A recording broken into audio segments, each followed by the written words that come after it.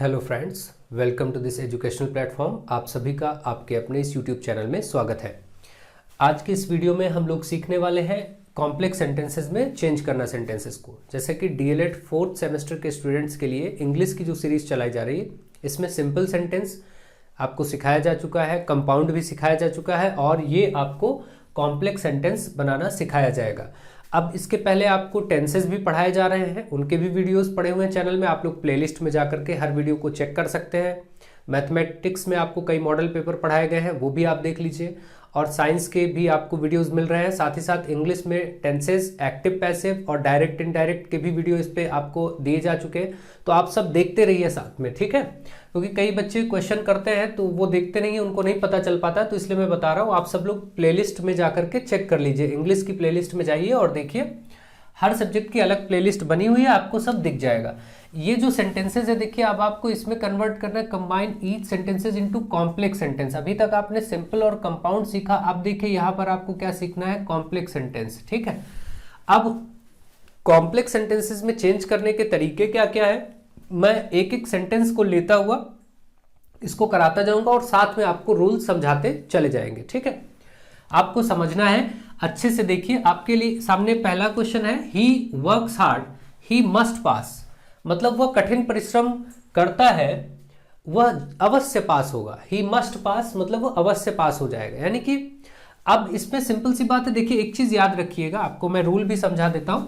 Complex sentence में जब आप चेंज करते हैं, कॉम्प्लेक्स सेंटेंसेस जब आप बनाते हैं, तो इसमें आपको एक चीज ये याद रखनी है, जो रिलेटिव प्रोनाउंस होते हैं, रिलेटिव प्रोनाउंस, ये रिलेटिव प्रोनाउंस क्या होते हैं, जो एक दूसरे का रिलेशन प्रकट करते हैं, यानी संबंध दर्शाते हैं। रिलेटिव प्रोनाउंस होते क्या हैं, जैसा कि आपको मालूम है कि हु, विच, है ना, ये सब जो आप प्रोनाउंस जोड़ते हैं, हु, विच, हुम, हुज,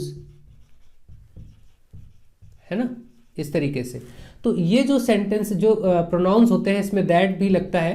हु, विच, हुम, हुज, ये सब सेंटेंसेस यानी प्रोनाउंस जब यूज किए जाते हैं तो सेंटेंस बनता है आपका कॉम्प्लेक्स सेंटेंस, ठीक है? एक ये, और बीच में अगर ये व्हाट, दैट, जैसे ये दैट, व्हाट, वेयर, वाई, ये सब बीच में अगर लगाने पड़े तो इनसे भी जो आपका सेंटेंस बनेगा वो क्या बनेगा, वो भी आपका कॉम्प्लेक्स सेंटेंस बनेगा, ठीक है? यानी कि आपको अब इनके प्रयोग से यहां पर सीखना है कि कैसे हम प्रयोग करेंगे। देखिए, जैसा कि यहां पर बोला गया है, he works hard he must pass. इसका मतलब, इसको हम ऐसे भी बोल सकते हैं, दो सेंटेंसेस का अर्थ क्या है, वह कठिन परिश्रम करता है, वर्क्स हार्ड, वह कठिन कार्य करता है, परिश्रम करता है। ही मस्ट पास, वह अवश्य पास हो जाएगा। तो क्या हम इसको ऐसे बोल सकते हैं, वह जो कठिन परिश्रम करता है अवश्य पास हो जाएगा। तो ये एक ही सेंटेंस बन जाएगा। तो ऐसे केस में आप कैसे करेंगे, देखिए, ही हु वर्क्स हार्ड, ऐसे, ही वह जो कठिन परिश्रम करेगा, he who works hard, comma लगा देंगे इधर, फिर मस्ट पास, ऐसे, ठीक है? तो इस तरीके से आप चेंज कर पाएंगे आराम से। जैसे कोई भी संबंध दर्शाने वाला सेंटेंस में वर्ड होगा, वो कॉम्प्लेक्स सेंटेंस में उस सेंटेंस को, उन सेंटेंसेस को कॉम्प्लेक्स में बदल देगा। ध्यान रखिएगा, he who works hard must pass, ये पहला हो गया। दूसरा देखिए, I have a watch it gives correct time. और आपको मालूम है ये हु कब लगता है, यहां पर हु का अर्थ क्या है, जो। हु लगता है जब कोई पर्सन हो, कोई व्यक्ति के लिए बात की जा रही हो, तो वहां पर हु लगाएंगे। और अगर कोई वस्तु है, ऑब्जेक्ट है, तो उसके लिए विच लगाएंगे। अर्थ देखिए, यहां पर विच जो है कोई वस्तु या ऑब्जेक्ट है, इसका अर्थ होता है जिसका या जिसकी, है ना, जिसकी बोल सकते हैं या जो भी बोल सकते हैं, जो भी आएगा इसका अर्थ में। अब देखिए अलग अलग जगहों पर अलग अलग अर्थ आएगा। अब यहां पर देखेंगे, जैसे I have a watch it gives correct time, तो यहां पर बोल सकते हैं हम लोग, I have a watch, I have a watch, मेरे पास एक घड़ी है, I have a watch it gives correct time, ये सही समय बताती है, देती है। तो I have a watch which gives, जो सही समय देती। विच यहां क्यों लगा, यहां भी देखिए इसका अर्थ जो है, यहां भी जो था इसका अर्थ, तो ही के लिए जो हु लगा, लेकिन ये ऑब्जेक्ट है, वस्तु है, उसके लिए जब जो का अर्थ आता है तो विच प्रयोग किया जाता है। I have a watch which gives correct time, which gives correct time. इस तरीके से आप इस सेंटेंस को बनाएंगे। इसको एक और तरीके से किया जा सकता है, जैसे कि इसको ऐसे बोला जाए, इसी को देखिए और करके मैं बता रहा हूं। The watch which I have, which I have, the watch which I have, फिर कॉमा लगा देंगे, गिव्स करेक्ट टाइम। देखिए इसका भी भाव वही है, इसका भी अर्थ वही है, आप ध्यान से समझिए। यानी द वॉच, जो घड़ी मेरे पास है, गिव्स करेक्ट टाइम, वो सही समय देती है। इसका अर्थ क्या है, आई हैव अ वॉच, मेरे पास एक घड़ी है जो सही समय देती है। तो दोनों एक ही बातें हैं। तो आप देख रहे हैं इन सेंटेंसेस को इस प्रकार से आप चेंज कर लेंगे और सिंपल सेंटेंस को कॉम्प्लेक्स सेंटेंस में कन्वर्ट कर लेंगे। तो आप इसको देखते रहिए, समझते रहिए, ठीक है, देखते रहिए, समझते रहिए, सीखते रहिए। नेक्स्ट चलते हैं, सेकंड हो गया, आप थर्ड की तरफ बढ़ते हैं। A crow was sitting on the tree, a fox saw it, यानी एक कौवा पेड़ पर बैठा था, अ फॉक्स सॉ इट मतलब एक लोमड़ी ने उसे देखा। तो ये दो सेंटेंस को एक कॉम्प्लेक्स सेंटेंस बनाना है, तो कैसे करेंगे? A crow was sitting on the tree, a fox saw it. A fox ऐसे करें, देखिए, अ फॉक्स सॉ दैट, एक लोमड़ी ने देखा कि, that a crow was sitting on the tree. ठीक है, इस तरीके से देखिए यहां से प्रारंभ होकर अर्थ ज्यादा अच्छा निकल रहा है। तरीका यही करना पड़ेगा, कभी आपको इधर से इसको जोड़ना पड़ेगा, कभी इधर से ही काम चल जा रहा है। तो बस आपको उसके भाव, उसके अर्थ को समझना है और जोड़ना है।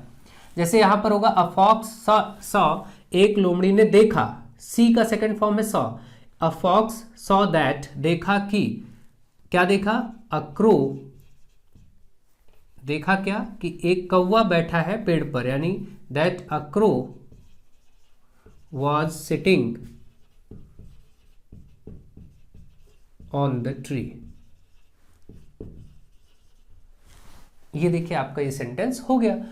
अब अगला देखिए, नेक्स्ट क्वेश्चन, इसको ट्राई करिए। I went to the garden, there I saw a dead body, it was badly crushed. 3 sentences हैं, इनको एक कॉम्प्लेक्स सेंटेंस में आपको कन्वर्ट करना है। कोशिश करिए इसको करने के लिए। इन्हीं प्रोनाउंस का प्रयोग करके ये होने हैं, इसलिए मैंने अलग अलग इसको टाइप वाइज लिया है, ताकि मैं समझाता भी जाऊं और आपको करवाता भी जाऊं। ठीक है, तो चलिए इस सेंटेंस को मैं हटा रहा हूं जो चेंज कर चुका हूं। अब मैं आगे बढ़ता हूं और अगले सेंटेंस की तरफ। 4 number, I went to the garden, मैं गार्डन में, बगीचे में गया। There I saw a dead body, वहां मैंने एक डेड बॉडी देखी, यानी मृत शरीर देखा। इट वॉज बैडली क्रस्ड, ये बिल्कुल कुचला हुआ या कुचली हुई थी। ठीक, 3 बातें हो गई। अब इसमें हम कैसे करेंगे, देखिए यहां पर कैसे रिलेशन को सेट करेंगे, यानी इन रिलेटिव प्रोनाउंस को कैसे सेट किया जाएगा। देखिए, तो यहां पर हम बोलेंगे I went to the garden. ठीक, पहले हम ऐसे बोले अगर कि मैं बगीचे में गया, जहां पर मैंने एक डेड बॉडी देखी। तो जहां के लिए वेयर लगेगा बीच में, वेयर, ध्यान रखेंगे। ये जो वेयर, वैसे तो इसका अर्थ होता है कहां, लेकिन जब इस तरीके से 2 सेंटेंस को जोड़ने के लिए प्रयोग होता है तो इसका अर्थ जहां भी होता है। ठीक है, ध्यान रखेंगे। I went to the garden, मैं गार्डन, बगीचा गया, जहां, वेयर, आगे फिर यही, क्या देखा? I saw, where I saw, जहां मैंने देखा, सी का सेकंड फॉर्म है सॉ। देखिए टेंसेस मैंने पढ़ाए हुए हैं, जिनको ये सब प्रॉब्लम होती है वो present indefinite, past indefinite tense, जितने भी मैंने 6-7 टेंसेस पढ़ा दिए हैं उनको आप देखिए। अभी आपको 1 ही 2 दिन के अंदर सारे टेंस प्रोवाइड कर दिए जाएंगे, सारे कंप्लीट कर दिए जाएंगे। ठीक है, उनको जरूर देखिए, क्योंकि टेंस जिनको नहीं आएगा उनको और कोई ग्रामर आएगी नहीं। ठीक है, ध्यान रखिए। तो आगे क्या होगा? I went to the garden where I saw a dead body. तो अब यहां पर हम ऐसा कर सकते हैं, अ डेड बॉडी, चलिए देखते हैं, where I saw a dead body. अब डेड बॉडी, क्योंकि डेड बॉडी है, ऐसे पूरा लिखिए, डेड बॉडी है ना, where I saw a dead body. अब क्योंकि ये डेड बॉडी है, इसलिए यहां पर आप, अगर आपको लगाना है जो कुचली हुई थी, अभी इतना बचा हुआ है ना, आगे विच वॉज क्रस्ट करेंगे। आगे देखिए, विच वॉज क्रस्ट क्यों करेंगे? क्योंकि ये कोई जीवित व्यक्ति नहीं है, नहीं तो हु हो जाता, अगर जीवित व्यक्ति होता तो हु लग जाता, लेकिन क्योंकि ये डेड बॉडी है इसलिए विच प्रयोग होगा। तो ये बात मैंने आपको बताई कि यहाँ पर जो जैसे पर्सन होता है तो हु लगता है, और जैसे ऑब्जेक्ट अभी वॉच वाले में आपने देखा था तो विच लगाया गया था। तो एक तरह से ये निर्जीव वस्तु डेड बॉडी हो गई, तो अब उसमें विच का प्रयोग होगा। I went to the garden where I saw a dead body which was badly crushed, जो बुरी तरीके से, बैडली क्रस्ड मतलब बुरी तरीके से कुचली हुई थी। ये हो गया आपका, ठीक है। तो इस तरीके से ये जो सेंटेंस था वो आपका कॉम्प्लेक्स सेंटेंस में बदल गया, ठीक। तो ऐसे आपको अप्रोच करनी है और चीज़ों को समझना है। तो आप स्क्रीनशॉट ले सकते हैं। मुझे आशा है कि आपको ये समझ में आ रहा है। लास्ट वाला भी आप लोग बनाइए। Honesty is the best policy, we must know this. ईमानदारी एक बेहतर नीति है। Honesty is the best policy का मतलब है ईमानदारी सबसे अच्छी नीति है। वी मस्ट नो दिस, हमें ये मालूम होना चाहिए या हमें इसको अवश्य जानना चाहिए, ठीक है। अब इस बात को हम एक ही बात में कन्वर्ट करेंगे, ठीक। तो चलिए, तो क्या होगा इसका बताइए। Honesty is the best policy, we must know this. दो सेंटेंसेस को एक में बनाइए। सिंपल सी बात है, यहीं से स्टार्ट कर दीजिए। वी मस्ट नो दैट, हमें अवश्य जानना चाहिए कि। इस दैट का मतलब होगा कि, जब बीच में इस तरीके से आता है तो उसका अर्थ की निकलता है, ध्यान रखेंगे। We must know that honesty is the best policy, खत्म। आगे बस आपको वही लिखना है, honesty is the best policy. ये आपका कॉम्प्लेक्स सेंटेंस बन गया, ठीक है। आपने देखा कि इन सब का प्रयोग करके हमने कॉम्प्लेक्स सेंटेंसेस बनाना सीख लिया, यानी रिलेटिव प्रोनाउंस का प्रयोग करके कॉम्प्लेक्स सेंटेंस बनाना सीख लिया। और ये बहुत ही इंपॉर्टेंट है। इनमें से पूछे जाने के चांसेस सबसे ज्यादा होते हैं, बाकी तो चांसेस कम होते हैं, बट इनमें से जरूर पूछा जाता है अगर कॉम्प्लेक्स में पूछा जाता है तो आप फिलहाल इसको तो बहुत अच्छे से समझ गए। अब चलिए नेक्स्ट टाइप की तरफ आगे बढ़ेंगे कॉम्प्लेक्स में, और सेंटेंसेस के माध्यम से उनको कंबाइन करना सीखेंगे, साथ ही साथ रूल्स को भी ध्यान में समझते चलेंगे, ठीक है। आप सब वीडियो को ज़्यादा से ज़्यादा शेयर करते रहिए, अपने फ्रेंड्स को इस चैनल पे इनवाइट करते रहिए। अब इसी चैनल पे आपको बेहतर से बेहतर क्लासेस कंटिन्यूटी के साथ मिलेंगी, ठीक है। सारी आपकी एग्जाम की प्रिपरेशन यहाँ पर होगी ज़्यादा से ज़्यादा, ठीक है। तो आप यहाँ पर अपने फ्रेंड्स को बुलाएं, इन्वाइट करें और साथ में अध्ययन कार्य जारी रखें। तो चलिए आगे बढ़ते हैं।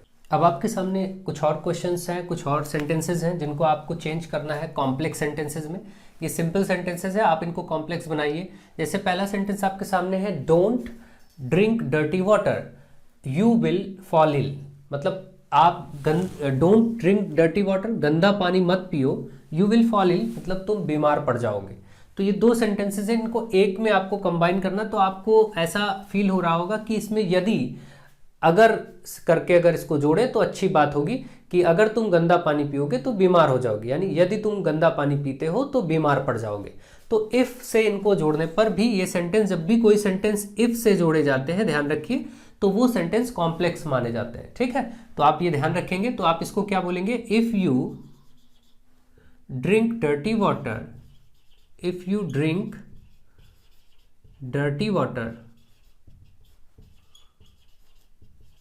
फिर आपको कॉमा लगाना होता है यहाँ पर तो के लिए। अगर तुम गंदा पानी पीते हो तो के लिए यहाँ कॉमा लगता है, ठीक है। कॉमा करते हैं तो निकलेगा। तो अब आगे बोलेंगे, यू विल फॉल इल, तुम बीमार पड़ जाओगे।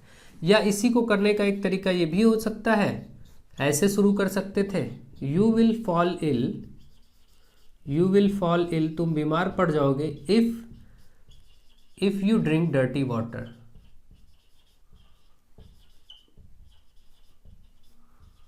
ठीक है, आप देख रहे हैं, इस तरीके से भी इसको किया जा सकता है। तो दो तरीके हैं इसके, आप ऐसे कर सकते हैं। तो जब सेंटेंसेस इफ से बनाए जाते हैं तो फिर वो आपके कॉम्प्लेक्स सेंटेंसेस माने जाते हैं, ठीक है। तो मुझे आशा ये भी सेंटेंस आपको बिल्कुल क्लियर हो गया होगा कि कैसे किया जा रहा है, किस तरीके से, क्या क्या तरीके आप अप्लाई कर सकते हैं इनको जोड़ने के लिए। तो मेरा प्रयास है कि आपको, मैंने 3 वीडियोस दिए हैं, 2 इसके पहले दिए हैं, इससे संबंध, एक में सिंपल सिखाया है, एक में कंपाउंड और एक में कॉम्प्लेक्स। आपको 3 में मैंने प्रयास किया कि आपको इनकी समझ हो जाए बेहतर। और मेरा मानना है कि आपको इनकी समझ हो गई होगी काम भर की। देखिए बहुत विस्तार में अगर सिंपल कॉम्प्लेक्स कंपाउंड सेंटेंसेस को पढ़ेंगे तो बहुत लॉन्ग टाइम चाहिए होगा और बहुत ज़्यादा वर्किंग चाहिए होगी, ठीक है। तो वो समय अभी नहीं है, अभी हम सिर्फ एग्जाम ओरिएंटेड आपके लिए काम कर रहे हैं कि आपको कंप्लीट समझ उसकी हो जाए और एग्जाम के हिसाब से आप अपने आप को प्रिपेयर कर सके, ठीक है। तो इस सेंटेंस को मैं यहां से हटा रहा हूं। अब चलिए नेक्स्ट सेंटेंस आप ट्राई करिए और खुद करके उसका आंसर बताइए फटाफट। देखिए आपके सामने है next question 7 number. What does your teacher say, listen to it. What does your teacher say, आपके अध्यापक, आपका के अध्यापक या आपके टीचर क्या कहते हैं, लिसन टू इट, उसको सुनो। तो आप यहां पर इसको क्या करेंगे, ऐसे बोल सकते हैं, इसको ध्यान रखिएगा, ये सब सेंटेंस बहुत ही फेवरेट होते हैं, पूछे जाते हैं। लिसन टू व्हाट, देखिए इसको करने का तरीका, लिसन सुनो, टू व्हाट, टू व्हाट का यहां अर्थ है जो, है ना। Listen to what your teacher से, ठीक है। आपने देखा यहां पर क्या अर्थ है, लिसन सुनो, टू व्हाट जो योर टीचर्स से, जो आपके अध्यापक कहते हैं, ठीक। तो इस तरीके से आप इसको ध्यान ही रखिए सेंटेंस को, वैसे भी, और बाकी तरीका तो आपको बता दिया गया है, आप उसको समझ के कर लेंगे। नेक्स्ट देखिए अगला क्या है, this is the town he was born hair. ये दिस इज द टाउन, ये वह टाउन है, वह नगर है, ही वॉज बॉर्न हेयर, उसका जन्म यहां हुआ था। तो इसको क्या आप करेंगे, आप ऐसे बोलेंगे दिस इज द टाउन, क्योंकि ये प्लेस को रिप्रेजेंट कर रहा है तो आप वेयर लगा सकते हैं। This is the town where, जहां, मैंने क्या कहा, जब वेयर ऐसे बीच में आता है तो इसका अर्थ क्या होता है, जहां। This is the town where he was born, he was born, ये आपका हो गया, ठीक है। ये आपका कॉम्प्लेक्स सेंटेंस बन गया। ओके, नेक्स्ट क्वेश्चन देखिए, he opened his shop, it was raining then, उसने अपनी दुकान खोली, इट वॉज रेनिंग देन, तब वर्षा हो रही थी या बरसात हो रही थी। तो इसका मतलब कि यहां पर टाइम है तो वेन लगा सकते हैं, जब बरसात हो रही थी, ऐसा कर सकते हैं, तो बीच में वेन लगा सकते हैं। कैसे होगा देखिए, ही ओपेंड हिज शॉप, उसने अपनी शॉप खोली, when it was raining, ठीक है। आप देख रहे हैं इसका अर्थ वही है, और ये इसमें जो बीच में when आया इसका मतलब है जब, है ना, जब वर्षा हो रही थी या बरसात हो रही थी, ठीक है। तो इस तरीके से आपको सेंटेंसेस को, जब टाइम आ रहा है तो when कर सकते हैं, जब समय यानी प्लेस आ रहा है, जब कोई प्लेस आ रहा है तो फिर वेयर लगा सकते हैं, यानी स्थान की बात हो रही तो वेयर यानी जहां का ये प्रयोग कर सकते हैं, जैसा कि इसमें देखिए किया गया, this is the town where he was born. तो ऐसा आप आराम से कर सकते हैं। और एक सेंटेंस लास्ट टाइम पे था, जैसे कि आई थिंक क्या था उसमें, मुझे याद आ रहा है, शायद आई थिंक 4-5 नंबर पे एक सेंटेंस था, जिसके पिछले वीडियो में मैंने कराया था कंपाउंड में। तो उसमें क्या था, वहां पर डू नॉट होना चाहिए था और डज नॉट लिख गया था, ठीक है। तो थोड़ा सा उसको ध्यान रखें, छोटी छोटी चीजें लिखते समय हो जाती हैं, कहीं वो इंटेंशनली नहीं होती, मालूम होती है, बट वो करते समय, फ्लो में समझाते समय एक आध मिस्टेक्स हो ही जाती हैं। जैसा कि उसमें शायद था वाइज मैन, हाँ, वाइज मैन लव ट्रूथ। फिर दूसरा सेंटेंस था फूल्स डज नॉट, तो वहां पर डज नॉट लिख गया था, उसको डू नॉट कर लेंगे, फूल्स डू नॉट लव इट, है ना, इस तरीके से था, तो उसमें डू नॉट होना चाहिए था। तो इस तरीके की अगर कोई बहुत छोटी मिस्टेक हो जाती है, एक जगह शायद शी था और उधर हिज लिख गया था, जबकि शी के साथ हर होता है। आपको ये सब मालूम है, बहुत छोटी छोटी चीजें हैं कि ही होता है तो हिज लगता है, शी होता है तो हर लगता है, दे होता है तो देयर लगता है। ये सब बड़ी सिंपल सी बातें हैं, तो थोड़ा थोड़ा ध्यान दे लिया करिए। और बाकी मैं प्रयास करूंगा, आप लाइन से देख रहे हैं तो चीजें क्लियर मैं वैसे ही कर दूंगा, अगर कहीं पीछे कोई मिस्टेक हुई भी है तो, अगर मेरे संज्ञान में आती है तो ये हो गया। Next, we respect him, he is our teacher, we respect him, he is our teacher. तो यहां पर देखिए कारण आ रहा है, रीजन आ रहा है, रीजन मतलब कारण बन रहा है, हमें मतलब वी रेस्पेक्ट हिम, हम उनका सम्मान करते हैं, ही इज अवर टीचर, क्योंकि वो हमारे टीचर है। तो क्योंकि इसमें कारण के लिए बिकॉज का प्रयोग होगा, तो हम इसमें लिखेंगे कि we respect him because, we respect him because, यहां पर देखिए बिकॉज लगा, बिकॉज का मतलब क्या होता है, क्योंकि, है ना। तो we respect him because he is our teacher, आगे ऐसे लिख दीजिए, because he is our teacher. ठीक है, ये सेंटेंस कंप्लीट हो गया, ये भी आपका कॉम्प्लेक्स बन गया। नेक्स्ट है आपके पास I started late I finished it fast. मैंने देर से प्रारंभ किया फिर भी मैंने जल्दी कंप्लीट किया, है ना। तो अगर देखिए यहां पर ये कंपाउंड बनाना होता तो फिर भी के लिए हम या वाइल भी लगा सकते थे, येट भी लगा सकते थे, लेकिन यहां पर अब क्योंकि कंपाउंड नहीं है, हमें कॉम्प्लेक्स बनाना है तो थोड़ा ध्यान रखना है, रूल्स के हिसाब से चलना है। तो हम क्या करेंगे, इसको रूल्स में यहां पर हम ऑल्दो और दो का प्रयोग करेंगे, ध्यान रखेंगे। ऑल्दो और कॉमा, इसके साथ बीच में आप कहीं कहीं येट भी लगा सकते हैं, फिर आगे सेंटेंस हो सकता है, या फिर इसको दो भी लिख सकते हैं और बीच में कॉमा लगाएंगे फिर भी के लिए, है ना। फिर भी इस कॉमा का अर्थ आता है फिर भी, यहां भी जो इसका येट आएगा इसका अर्थ फिर भी आएगा, और ऑल्दो का मतलब होता है यद्यपि, है ना। ये भी मतलब इस दो का भी यही होता है, तो चाहे आप ये प्रयोग करें या ये प्रयोग करें, ध्यान रखें, इसमें कोई दिक्कत की बात नहीं है। तो ऑल्दो और येट का प्रयोग हो सकता है या फिर दो और कॉमा का प्रयोग हो सकता है। जनरली अब मॉडर्न इंग्लिश में इसी दो का प्रयोग होता है, ऑल्दो का नहीं होता है, ठीक है। फिर भी यह कम होता है। तो अब इसमें हम क्या करेंगे, आई स्टार्टेड लेट, मैंने देर से प्रारंभ किया, आई फिनिश्ड इट फास्ट। देखिए कंपाउंड में तो कई तरीके थे, I started late but I finished, but लगा सकते थे तो कंपाउंड बन जाता, कंपाउंड सेंटेंस है नहीं, तो इसको ऑल्दो और दो से ही करना उचित होगा। तो हम क्या लिखेंगे, दो, इसको दो पढ़ते हैं, दो यानी यद्यपि मैंने देर से शुरू किया, दो आई स्टार्टेड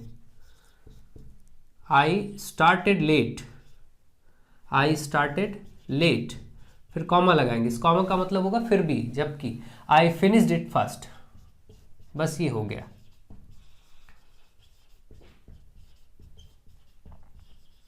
यद्यपि मैंने इसको देर से शुरू किया फिर भी जल्दी समाप्त किया, ठीक है, या सबसे पहले समाप्त किया। तो ये आपका हो गया इस सेंटेंस के लिए कॉम्प्लेक्स सेंटेंस। ऑल्दो से बोलते तो बोलते ऑल्दो आई स्टार्टेड लेट, फिर यहां येट कर देते, आई फिनिश्ड इट फास्ट। नहीं येट करते तो येट की जगह कॉमा भी लगा देंगे यहां भी, तो भी ठीक है। तो इस बात को ध्यान रखेंगे, ये रूल है, तो मैं आपको समझा रहा हूं, करने का तरीका भी बता रहा हूं, आपको अच्छे से इसका अभ्यास होना चाहिए, ठीक है।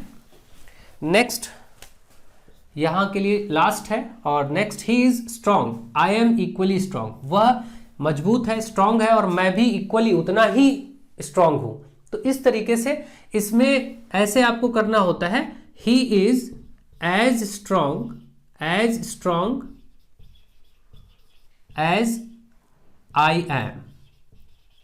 आई एम पे छोड़ सकते हैं, या एज आई एम स्ट्रांग। यहां पर स्ट्रांग आगे लिख भी सकते हैं, नहीं तो यहां पे छोड़ा जा सकता था, ठीक है। तो he is as strong as I, या फिर यहां पे छोड़ देते, ज्यादा बढ़िया, जैसा कि मैं।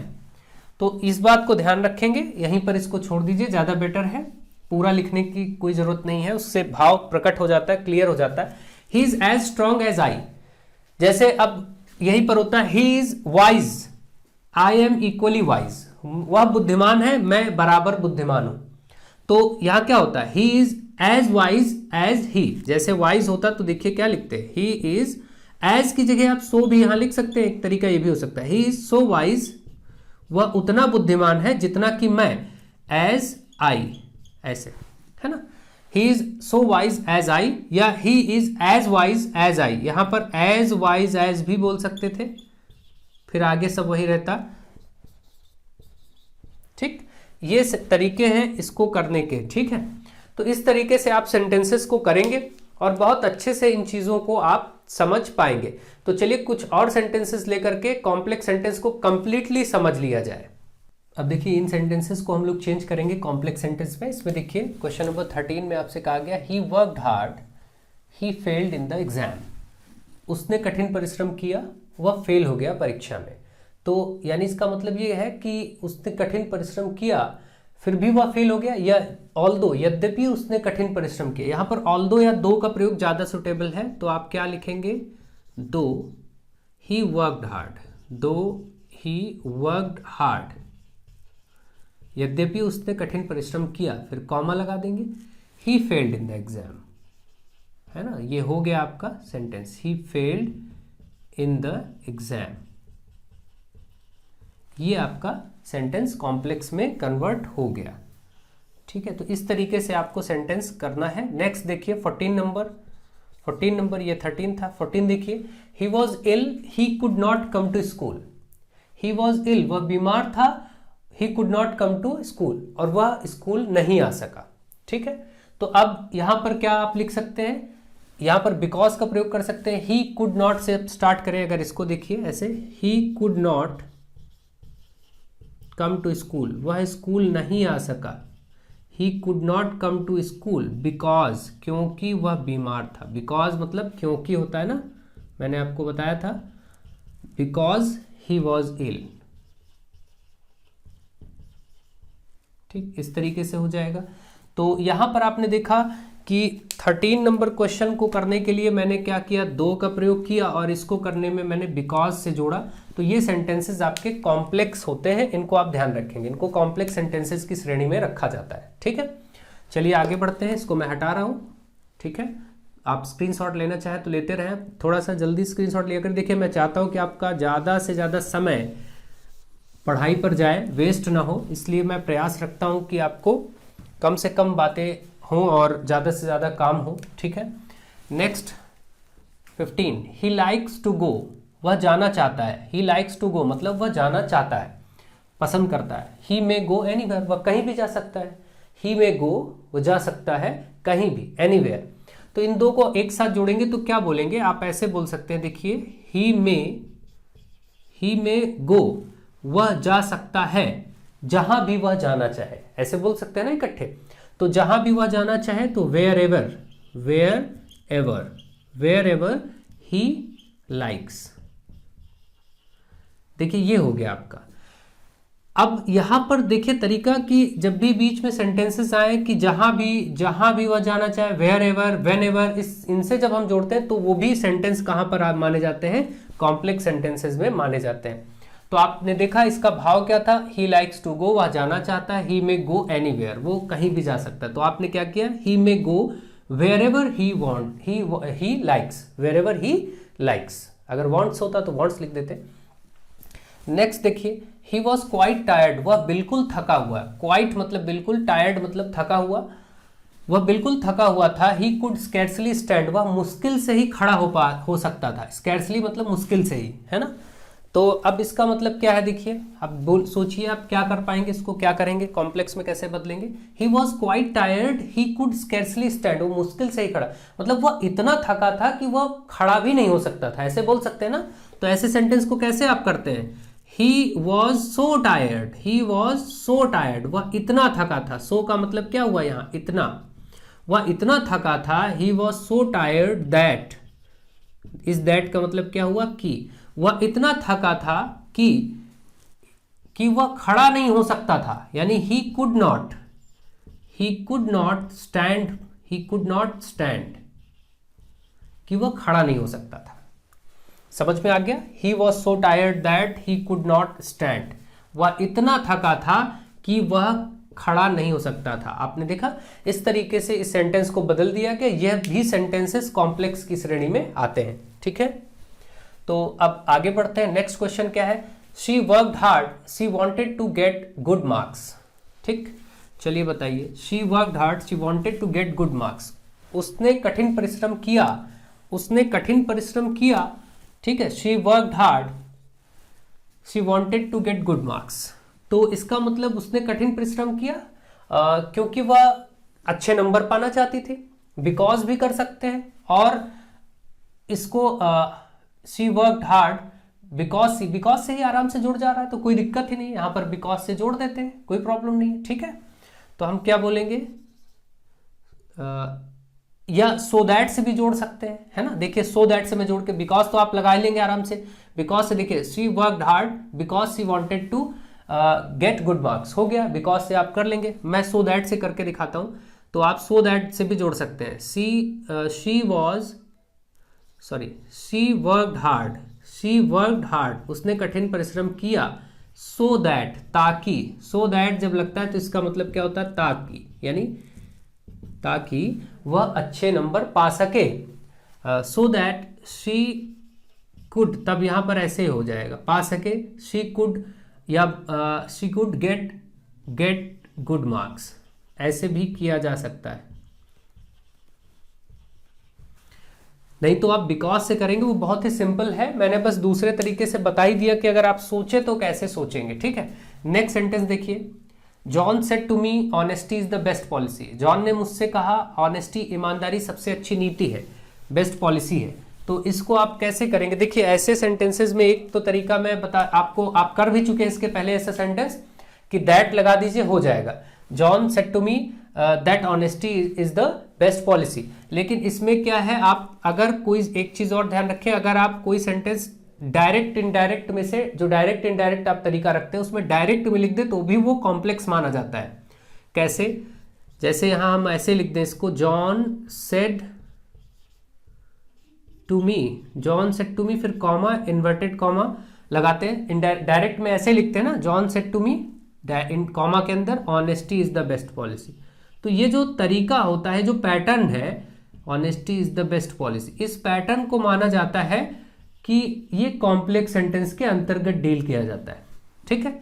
आप देख रहे हैं केवल मैंने इसी सेंटेंस को कॉमा, इन्वर्टेड कॉमा लगा के एक डायरेक्ट स्पीच यानी डायरेक्ट इनडायरेक्ट में से डायरेक्ट में कर दिया है, ठीक है।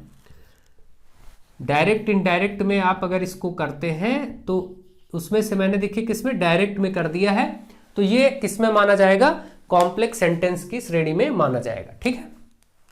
इस तरीके से ये भी आपको कॉम्प्लेक्स में ही माना जाएगा, ध्यान रखिएगा इस बात को, ठीक है। अगला है the doctor came the patient had died. Doctor आया, पेशेंट मर चुका था, यानी डॉक्टर के आने के पहले भी पेशेंट मर चुका था। तो इस तरीके से लिख सकते हैं द पेशेंट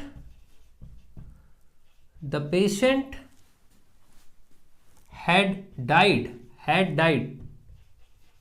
देखिए ये वाला मैंने पार्ट पहले लिखा, द पेशेंट हैड डाइड, मर चुका था, बिफोर, इससे पहले की, बिफोर लगा के, before the doctor came, before the doctor केम, ठीक है। एक तरीका इसी का और हो सकता है, ध्यान रखिएगा, इसी को ऐसे भी लिख सकते थे, यहां देखिए ऊपर देख लीजिए इसमें, द डॉक्टर केम, डॉक्टर आया आफ्टर, पेशेंट के मरने के बाद, तो आफ्टर लगा देंगे, आफ्टर का मतलब बाद होता है, तो कैसे करेंगे, the doctor came after the patient had died.